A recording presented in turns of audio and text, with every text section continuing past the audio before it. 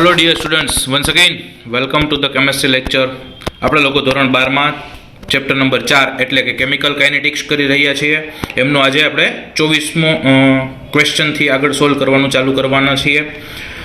Question આપ્યું છે એ પ્રમાણે તમે જુઓ તો કોઈ પ્રક્રિયા એથી નિપજ એટલે પ્રક્રિયક તરીકે એ છે અને એમાંથી કંઈક નિપજ મળે છે એવું કીધું છે, રાઈટ. કોઈ પ્રક્રિયા એથી નિપજ તરીકે ગણો એટલે કે આવી કોઈ પ્રક્રિયા લ્યો જેનો કે છે એ 2 × 10⁻² સેકન્ડ ઇનવર્સ હોય, કે ઇક્વલ ટુ 2 × 10⁻² હોય અને એની પ્રારંભિક સાંદ્રતા 1 મોલ પ્રતિ લિટર આપ્યું હોય. એની એટલે કોણ? પ્રક્રિયક છે, અહીંયા એ તરીકે પ્રક્રિયક છે.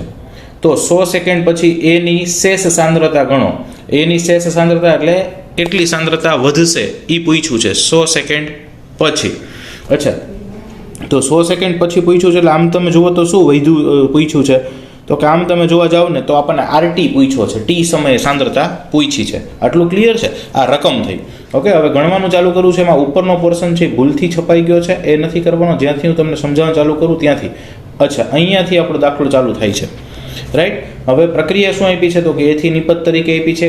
કેની કિંમત આપી છે 2 × 10⁻², ટાઈમ આપ્યો છે 100 સેકન્ડ અને પ્રારંભિક સાંદ્રતા આપી છે 1 મોલ પ્રતિ લિટર અને 100 સેકન્ડ પછી સાંદ્રતા એટલે આરટી આપણને આપ્યો છે. હવે પ્રથમ ક્રમની પ્રક્રિયા કેનો એકમ આપ્યો છે એના ઉપરથી આપણને ખબર પડી જાય. કેનો એકમ શું છે? તો કે સેકન્ડ ઇનવર્સ છે, એટલે કે પ્રક્રિયા કેવી હોવી જોઈએ? પ્રથમ ક્રમની હોવી જોઈએ. તો પ્રથમ ક્રમની પ્રક્રિયાનું સૂત્ર મૂકીએ. K = 2.303/T log R0/RT. આમાં શું ગોતવું છે? તો કે 100 સેકન્ડ પછી સાંદ્રતા એટલે કે RT ગણવાનું. બાકી બધી કિંમતો છે મૂકીએ.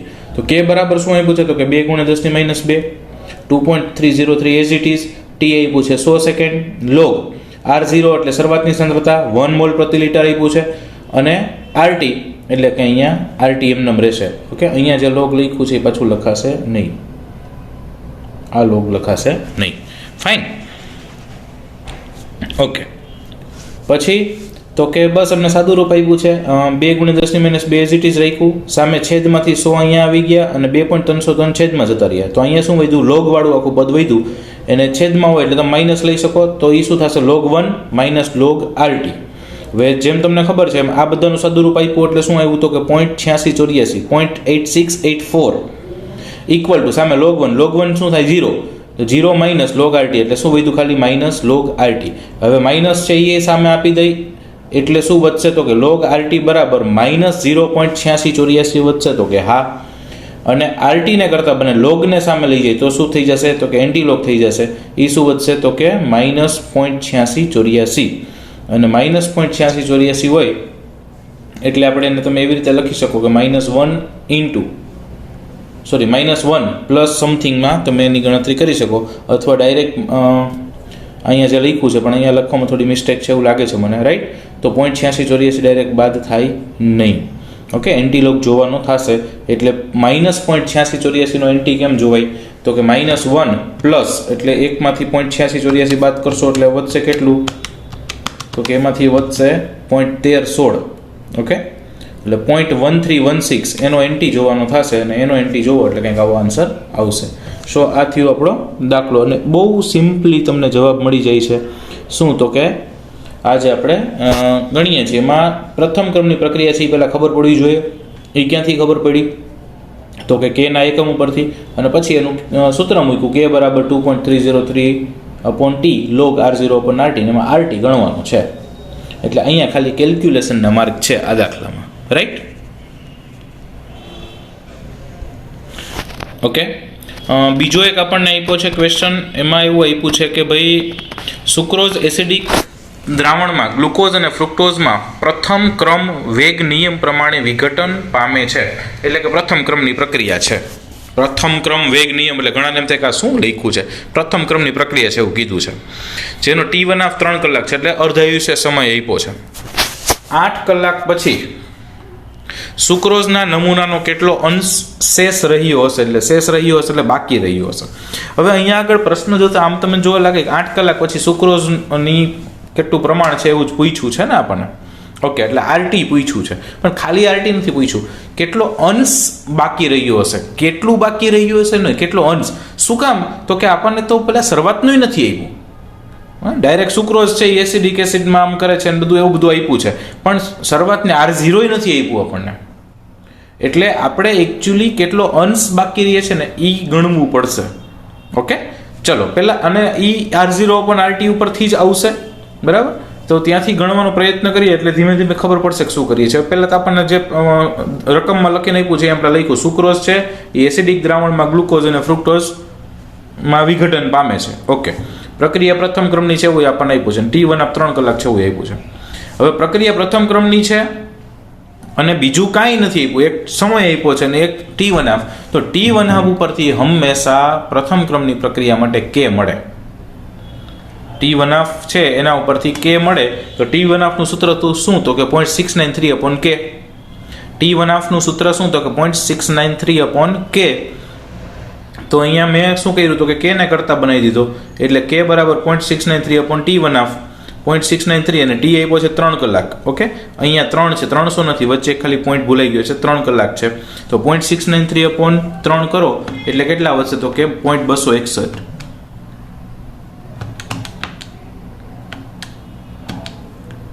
ઓકે, 0.231 વધશે, અહીં ભાગ્યા 3 કરવાના છે એટલે 0.231 આવી ગયું. તો કે હા, K મળ્યું. હવે 8 કલાક પછી બાકી રહેલા સુક્રોઝનો અંશ ગણવો છે. ઓકે, ધારો કે પ્રારંભમાં સુક્રોઝની સાંદ્રતા R0 કહી દઈ અને 8 કલાક પછી સુક્રોઝની સાંદ્રતા RT કહી દઈ, એટલે આપણે જે ધારતા એ જ છે, બીજું કંઈ નવું નથી. ઓકે, પ્રારંભમાં સુક્રોઝ R0 અને અંતિમ સમયે RT. હવે આપણે પ્રથમ ક્રમની પ્રક્રિયાનું સૂત્ર જે બધે યુઝ કરીએ છીએ એ જ કરવાનું છે. K બરાબર 2.303/T log R0/RT. કિંમત મૂકીએ, K કેટલો ગયો તો કે 0.231. એ ક્યાંથી મળ્યું તો કે T1. ખાસ યાદ રાખજો, T1 આપ્યું હોય તો એના ઉપરથી K મળશે અથવા K ઉપરથી T1. આમનો સંબંધ પણ ઘણી બધી વખત આપણને દાખલાઓમાં કામ આવે. ઓકે, તો 0.231 2.303 એઝ ઇટ ઇઝ છેદમાં 8 કલાક log R0/RT. હવે અહીંયા R0 નથી આપ્યું અને RT નથી આપ્યું, એટલે આપણે આખું ગણવાનું થશે. R0/RT પહેલાં મેળવીએ. ઓકે, તો આપણે log R0/RT ને કરતા બનાવી દીધું, એટલે 8 અહીંયા જે છેદમાં હતું એ સામે વયું ગયું અને 2.303 છેદમાં વયું ગયું, એટલે કે 0.231 ગુણ્યા 8 છેદમાં 2.303, એટલે આન્સર આવશે 0.8024. રાઈટ, લોગને સામે લઈ જાઓ એટલે એન્ટીલોગ થઈ જાય, એટલે R0/RT બરાબર કેટલું મળ્યું, તો કે R0/RT મળ્યું એન્ટીલોગ ઓફ 0.8024. 0.8024 નો એન્ટી જોવો એટલે એ 6.3445 આન્સર આવશે. શું આવશે? 6.3445. આ એવું છે R0/RT. ઓકે,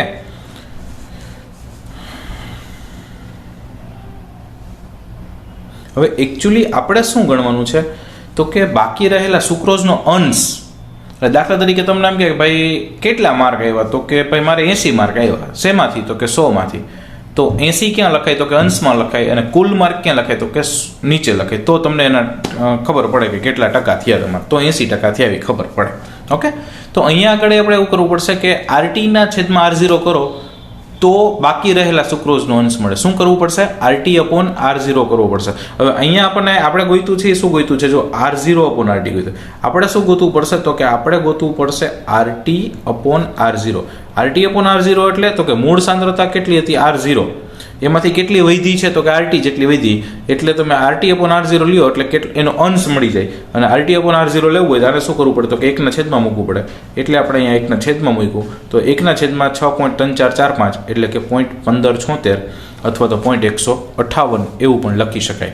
રાઈટ, તો આવી રીતે આ આન્સર મળે છે. પણ ખાસ જોજો અહીંયા શું ગોતવાનું છે, બરાબર? બાકી રહેલ સુક્રોઝનો અંશ પૂછ્યો છે. અંશ એટલે શરૂઆતની સાપેક્ષે કેટલું વધે એને અંશ કહેવાય. રાઈટ, એટલે આપણે RT/R0 ગોઈતું, ખાલી RT ગોઈતું નથી. ક્લિયર છે? શું ગોઈતું છે આપણે? RT/R0. એટલે આ મૂળ સાંદ્રતા હતી, આ બાકી વધેલી સાંદ્રતા, એટલે આપણને અંશ મળી જાય. ક્લિયર છે આટલું? ઓકે, ચલો નેક્સ્ટ દાખલા તરફ આગળ વધીએ.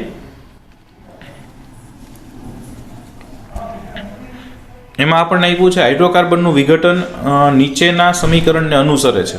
હાઇડ્રોકાર્બનના વિઘટન માટે એક સમીકરણ આપ્યું છે. K બરાબર 4.5 × 10⁻11 સેકન્ડ ઇનવર્સ e−28,000 K/T. આવું આપણને કંઈક આપ્યું છે. તો E ની ગણતરી કરવી છે, સક્રિયકરણ ઉર્જા ગણવાની કીધી છે. ઓકે, હવે K નું સૂત્ર આપ્યું તે આપણે પાછું લખી નાખ્યું. આપણી પાસે આર્હેનિયસ સમીકરણ શું છે? અને બીજું અહીંયા ખાસ 28,000 કે આપ્યો છે, એ કે છે એ તાપમાન કેલ્વિનમાં સૂચવે છે, બીજું કાંઈ નથી. Okay fine. હવે આર્હેનિયસ સમીકરણ આ જોઈને ખબર પડી જાય. આર્હેનિયસ સમીકરણ શું છે? તો કે k બરાબર a into e raise to minus ea upon RT. k બરાબર a into e raise to minus ea upon RT. Okay, હવે પેલું આપણને આપ્યું તો એને સમીકરણ a કીધું, આને સપોઝ b કીધું, અને a ને b ને સરખાવી દો તો કે k બરાબર શું મળશે? તો કે 4.5 ગુણ્યા 10 ની 11 ઘાત. તો કે હા.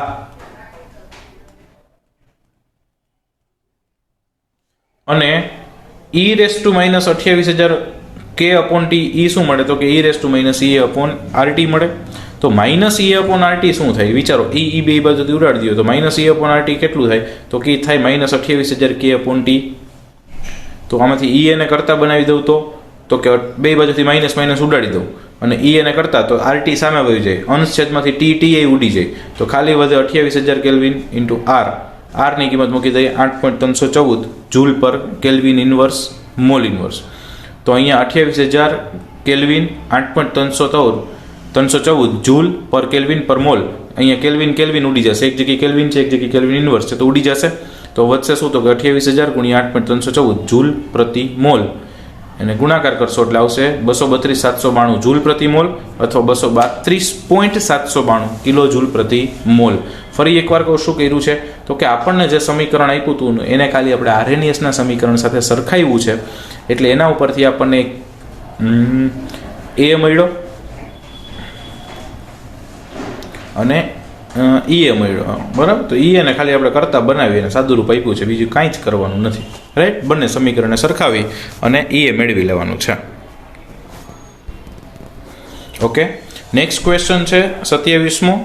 એમાં આપણને આપ્યું છે H2O2 ના પ્રથમ ક્રમ પ્રમાણે વિઘટનનો વેગ અચળાંક નીચેના સમીકરણ દ્વારા સરખાવી શકાય. સમીકરણ આપણને આપ્યું છે કે ભાઈ log k બરાબર 14.34 માઇનસ 1.25 ગુણ્યા 10 ની 4 ઘાત k અપોન t. આ પ્રક્રિયા માટે EA એટલે કે સક્રિયકરણ ઉર્જા ગણો અને કયા તાપમાને તેનો અર્ધઆયુષ્ય સમય 256 મિનિટ થશે. ઓકે, એટલે અર્ધઆયુષ્ય સમય 256 મિનિટ હોય એવું તાપમાન ગણવાનું છે. ઓકે, તો સૌથી પહેલા EA ની ગણતરી. પ્રથમ ક્રમની પ્રક્રિયા છે, બરાબર છે. અહીંયા H2O2 નું વિઘટન થાય છે એવું કીધું છે, અને આપણે એક સમીકરણ આપ્યું છે log k બરાબર 14.34 માઇનસ 1.25 ગુણ્યા 10 ની 4 ઘાત k અપોન t. એને સપોઝ આપણે સમીકરણ નંબર a કહી દઈએ. તો હવે આર્હેનિયસ સમીકરણ આપણને ખબર છે log k બરાબર log a minus ea upon 2.303 RT. કેમ અહીંયા log વાળું લીધું, આગલામાં નહોતું? કારણ કે આગલામાં આપણને log વાળું નહોતું આપ્યું, એટલે આપણે સાદું સમીકરણ લીધું. આમાં log વાળું આપ્યું છે, તો log આપણે બંને ભણ્યા છીએ, સાદું સમીકરણ ભણ્યા છીએ, log વાળું પણ ભણ્યા છીએ. તો log k બરાબર log a minus e upon 2.303 upon RT. અચ્છા, બંનેને સરખાવો તો શું મળશે? તો કે log a મળી જાય. અહીંયા 14.34 છે ને અહીંયા log a છે, તો 14.34 બરાબર log a થાય. ઓકે, અને આપણે અહીંયા એક સ્વીકારવું પડશે કે ભાઈ log a ની કિંમત છે 14.34 છે, તો જ બેમાંથી દૂર થશે. તો કે હા, એટલે 14.34 એટલે જતા રહ્યા log k સરખા છે, જતા રહ્યા. તો બે બાજુ વધ્યું શું? તો કે ea અપોન 2.303 RT વધ્યું, અને ઓલામાં 1.25 ગુણ્યા 10 ની 4 ઘાત k અપોન t વધ્યું, બરાબર છે. તો બેમાંથી t એ ઉડી ગયા. e એને કરતા બનાવી દો 1.25 ગુણ્યા 10 ની 4 ઘાત. આ 104 નથી, 10 ની 4 ઘાત છે, ખાસ જોજો. ઓકે, અને 2.303 માંથી આવ્યું એટલે 2.303 અને r એટલે 8.314 જૂલ પર કેલ્વિન પર મોલ. બસ બધાને સરસ રીતે કેલ્સીમાં સાદું રૂપ આપો એટલે હસતા હસતા જવાબ આવશે 2.3934 10 ની 5 ઘાત, એટલે કે 239.34 કિલો જૂલ પ્રતિ મોલ. Okay fine. તો આ શું મળ્યું? એક આપણને સક્રિયકરણ ઉર્જા. હવે શું કર્યું? તો કે અર્ધઆયુષ્ય સમય આપણે બે વસ્તુ ગણવાની કીધી હતી ને, એક આપણને સક્રિયકરણ ઉર્જા ગણવાની કીધી છે, અને બીજું અર્ધઆયુષ્ય સમય 256 મિનિટ થાય એ તાપમાન ગોતવાનું છે. ઓકે, તો પહેલાં તો T1 ઉપરથી k મળશે એવું આપણે મેં આગલા દાખલાઓમાં એકવાર કહી દીધું.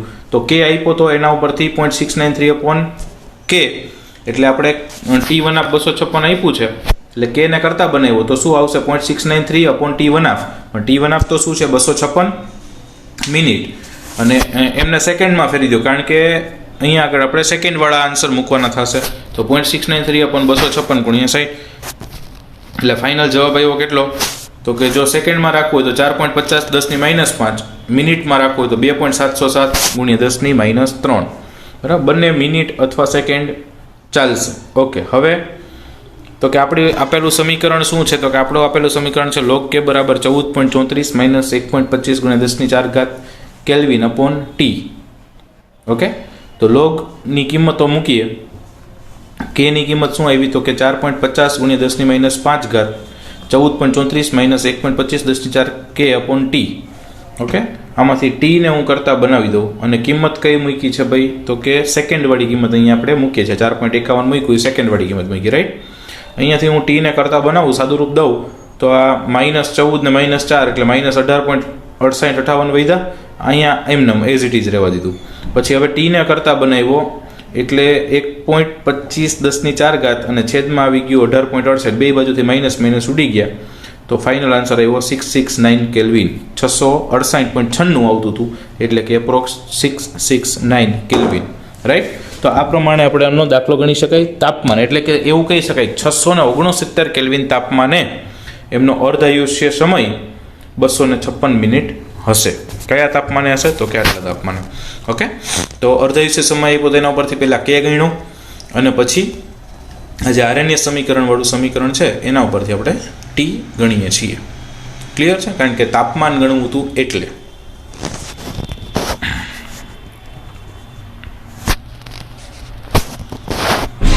ઓકે, બીજું આપણને આપ્યું છે એનું નિપજોમાં વિઘટનમાં 10°C તાપમાને કેનું મૂલ્ય 4.5 ગુણ્યા 10⁻³ સેકન્ડ ઇન્વર્સ છે.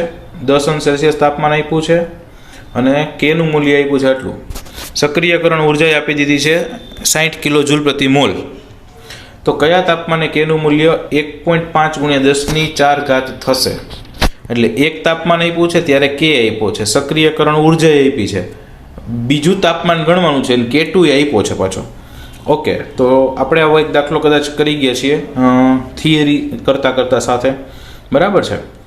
તો T1 10°C એટલે કે 283 કેલ્વિન, K1 4.5 ગુણ્યા 10⁻³ સક્રિયકરણ ઉર્જા EA બરાબર 60 કિલોજૂલ એટલે કે 60,000 જૂલ અને K2 બરાબર 1.5 10⁴ એ 104 નથી 10⁴ છે. તો T2 ગોતવાનો છે બસ. તો આરએનએસનું આવું સમીકરણ આપણને સરસ આવડે છે કે log K1 upon K2 is equal to EA upon 2.303 T2 minus T1 upon T1 into T2. બધી જ કિંમતો છે T2 ફાઇન્ડ કરવાના છે. ચલો, તો log K1 1.5 10⁴ K2 સોરી અહીંયા આગળ K2 બાય K1 અહીંયા લખેલું થશે, log K2 બાય K1 આવશે, રાઈટ? એટલે K2 શું છે? 1.5 10⁴, K1 છે 4.5 10⁻³ 60,000 છેદમાં 2.303. અહીંયા આરની કિંમત અહીં આવશે 8.314. અહીંયા કદાચ લખતા ભૂલી ગઈ છે સમીકરણમાં. ટૂંકમાં આરને સમીકરણ મૂકવાનું છે. T2 માઇનસ T1, T2 તો ગોતવાનું છે. T1 283 છે, T2 ગુણ્યા T1 એટલે 283 છે. આ બાજુ લોગ આવશે કેટલો? તો કે 0.5228 નો લોગ જોવાનો થશે. સામે 60,000 2.303 8.314 બધું એઝ ઇટ ઇઝ રહેવા દીધું, બરાબર છે?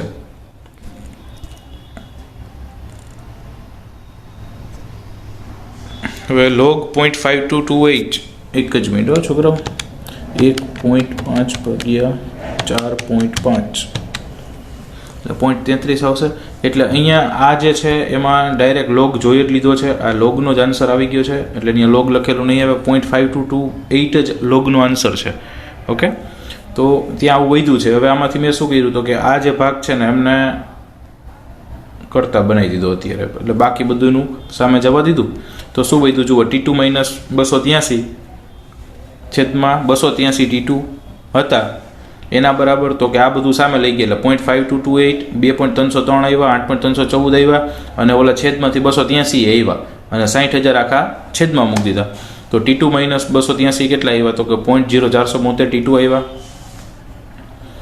ઓકે, 283 સામે લઈ ગયા ઓલાને સામે લઈ ગયા. T2 minus 0.0472 T2 is equal to 283. તો 0.9528 T2 બરાબર 283, તો T2 બરાબર 283/0.9528 એટલે કે 297.02 કેલ્વિન, અને સેલ્સિયસમાં ફેરવવા હોય તો 24.02 અંશ સેલ્સિયસ. રાઈટ, બહુ ઇઝી. ખાલી ગણતરી થોડીક કોમ્પ્લિકેટેડ છે, બાકી કાંઈ કર્યું નથી. ખાલી એક જ આ સૂત્ર લખ્યું છે ને એમાં કિંમતો મૂકીને સાદુરૂપ આપ્યું છે. રાઈટ, ફરી એકવાર કહું છું, આ દાખલાઓમાં બાકી કોઈ વસ્તુ કરતાં સાદું રૂપનું મહત્વ વધારે છે. ઓકે, નેક્સ્ટ છે 29મો ક્વેશ્ચન. 298 કેલ્વિન તાપમાને પ્રથમ ક્રમની પ્રક્રિયાને 10% પૂર્ણ થવા જરૂરી સમય 308 કેલ્વિન તાપમાને તે જ પ્રક્રિયાને 25% પૂર્ણ થવા માટે લાગતા સમય જેટલો જ છે. એટલે એકનો સમય ને બીજાનો સમય સરખો છે, એટલે કે T1 બરાબર T2 છે.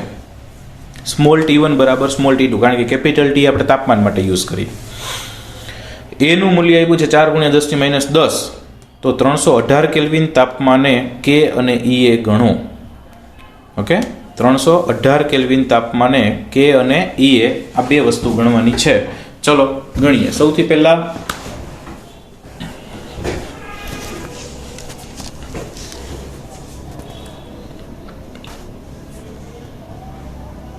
ઓકે, સૌથી પહેલા આપણને T1 આપ્યો છે 298 કેલ્વિન, સમય આપ્યો છે T1, બરાબર છે. પ્રારંભની સાંદ્રતા છે એ R0 કહી દઈ. પ્રક્રિયા 10% પૂર્ણ થાય જેથી 90% બાકી રહીએ, એટલે કે RT બરાબર કેટલા વધે, તો કે 90% અથવા 0.9 × R0. ઓકે, હવે આપણે પ્રથમ ક્રમની પ્રક્રિયા છે એવું કીધું છે, તો એમનું સૂત્ર મૂકે log K બરાબર 2.303/T log R0/RT. log K 298, અહીંયા 298ની પેલી પરિસ્થિતિ લઈ છે 10% પૂર્ણ થાય એવું, એટલે log K 298 બરાબર 2.303/T1 log 1/0.9. ઓકે, આ આપણને ખબર પડી ગઈ, શરૂઆતની 1 હોય તો આ 0.9 આવે. ઓકે, તો આના ઉપરથી T1 ને કરતા બનાવી દીધો. શું આવ્યું તો કે 2.303 log K 298.04575. આ બધી ગણતરીઓ કરી, એટલે T1 કેટલું આવ્યું તો કે 0.1054 log K 298. ઓકે, પછી આવી જ રીતે આપણે ગોતવાનું કોના માટે, તો કે બીજી કેટલા તાપમાને થાય છે, તો કે બીજી થાય છે 308, તો 308 માટે ગોતવાનું, સેમ પ્રોસેસ કરવાની. ઓકે, તો કે પ્રારંભમાં સાંદ્રતા R0, T2 બરાબર 308, 25% પૂર્ણ થાય છે એટલે 75% વધે, એટલે એ કેટલું આવશે તો કે 0.75, RT બરાબર 0.75 R0. બસ એની જેમ જ સૂત્ર K બરાબર 2.303/T log R0/RT. કિંમત મૂકો 2.303, T2 એઝ ઇટ ઇઝ રાખો, log 33 આવશે, અને એમને સાદું રૂપ આપો એટલે શું આવશે તો કે 2.303 ગુણ્યા 0.1249, logનો જવાબ 0.1249 આવશે છેદમાં T2. આપણે આગળ કર્યું એમ T2 ને કરતા બનાવી દઈ તો શું આવશે તો કે 0.2878 છેદમાં log K 308. હવે આપણને રકમમાં કહી દીધું છે કે બંને માટે લાગતો સમય સરખો છે, એટલે કે T1 બરાબર તો T2 છે, આવું આપણને કીધું છે, તો બંનેને સરખાવી શકીએ. બંનેને સરખાવો તો શું વધશે તો કે 0.1059/K, 0.2878/K, પણ both the K's are different. One K is at 298 Kelvin temperature, wherever other is at 308 Kelvin temperature, right? તો K 308 ના છેદમાં K 298 ને કરતા બનાવીએ એટલે આવશે 2.717. ઓકે, હવે En અને K ની ગણતરી, A ની ગણતરી બધાની કરવાની છે, E ની ગણતરી કરવાની છે, રાઈટ? તો K A બરાબર આપ્યું છે 4 × 10⁻10 અને 318 કેલ્વિન તાપમાને K બરાબર શું થાય ને E બરાબર શું થાય એવું પૂછ્યું છે, તો મૂકીએ આપણે તો કે log K2/K1 is equal to EA/2.303 R T2 - T1/T1 T2. Bus log K2/K1 already આપણે મેળવી લીધું, એટલે ડાયરેક્ટ log 2.717 EA, બાકી બધી જ કિંમત મૂકો 2.303, 8.314, અહીંયા 10, 298 × 308 બધું મૂકો એટલે તમને ફાઇનલી EA ને કરતા બનાવો એટલે આવશે 76 કિલો જૂલ પ્રતિ મોલ અથવા 75,990 જૂલ પ્રતિ મોલ. ઓકે, આ મળ્યું સક્રિયકરણ ઉર્જા, એટલે એક જવાબ આપણે એ ગણવાનો હતો. હવે 318 કેલ્વિન તાપમાને K ની ગણતરી કરવાની હતી, એટલે આ તમને જે K2 K1 આપ્યા છે એમાંથી કોઈ પણ એક લઈ લ્યો અને એક 318 વાળું લઈ લ્યો, જે દાખલો પણ આપણે ઉદાહરણ ગણતી વખતે ગણી ગયા છે, રાઈટ? તો log K બરાબર log A - E/2.303 RT, okay, અહીંયા તો ડાયરેક્ટ આ સૂત્ર જ યુઝ કર્યું છે, તો પછી આમાં કોઈ પ્રશ્ન નથી, એક જ તાપમાન છે, બરાબર. તો કિંમત મૂકી log a એટલે log 4 × 10⁻10 માઇનસ e એટલે 75990 જૂલ પ્રતિ મોલ છેદમાં 2.303 8.314 અને 318 કેલ્વિન તાપમાન, બરાબર. બધું જ સાદુરૂપ આપતા એવું 10.6021 માઇનસ 12.4803 log k બરાબર આવે છે આ બધું. તો માઇનસ 1.8782 એટલે એને 12 સ્વરૂપમાં લખીએ તો માઇનસ 2.1218. ઓકે, અને log k બરાબર k ને કરતાં બનાવો એટલે log સામે વહી જાય એટલે એન્ટી log થઈ જાય. તો માઇનસ 1.8782 નો એન્ટી જુઓ એટલે એ આવશે 1.3237 સેકન્ડ ઇનવર્સ. ઓકે, એટલે કે 0.01327 એટલે કે એપ્રોક્સ 0.013 સેકન્ડ. લાંબો દાખલો છે, 3 અથવા 4 માર્કમાં પૂછી શકાય એવો છે, પણ ખાસ જોજો અઘરો નથી. આપણે આમાં કાંઈ નવું કર્યું નથી, પણ ક્યુ સૂત્ર ક્યાં યુઝ કરવું એ ખબર પડવી પડશે. 2-3 વસ્તુ અહીંયા ભેગી કરી દીધી છે, કારણ કે એક તો T1 T2 આપ્યા છે સરખા, એટલે પહેલા માટે T1 મેળવવો પડશે, બીજા માટે T2 મેળવવું પડશે. એ બંનેને સરખાવીને તમે શું ગણી શકશો? તો કે એ બંનેને સરખાવીને તમે K308/K298 મેળવી શક્યા, અને પછી એના ઉપરથી એની ગણતરી કરી, અને પછી સાવ નવી જ રીતે આપણે જે નવી એટલે એનાથી ડિસકન્ટિન્યુ થઈને પાછું આપણે આરએનએસ સમીકરણ જે મેળવ્યું હતું એના ઉપરથી પાછું 318 કેલ્વિન તાપમાને આપણે કેની ગણતરી કરી.